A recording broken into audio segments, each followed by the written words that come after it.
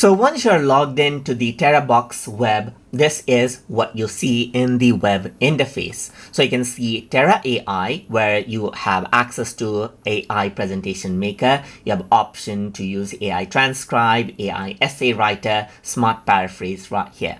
And if you want to go ahead and manage out your files, then over here on the left side, you got My Cloud right here, which gives you access to upload out your file, create a new folder right here, just like this as needed. You can also go ahead and manage out your pictures from over here. You can go ahead and manage out your documents from over here. You can go ahead and manage out your videos, music, and other sort of files right here. You even have the sharing option over here on this section. You can even see starred section option right here in this section, and recycle bin over here just like this as well.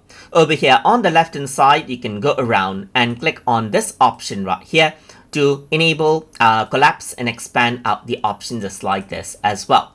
Apart from that, you can also go around over here on the top and access the language option, as you can see. And over here on the top, you have access to the email address and everything else right here, and you have access to personal center, which allows you to go ahead and then access out your account settings as needed. If I were to click on Terabox right here, then it goes back to the main web interface where you can go ahead and upload out your files and manage them out. So that is how you can go ahead and then access out the interface, and you can see that it is quite simple. And throughout this tutorial series, we're going to explore different features of Terabox so that we can manage out our files easily.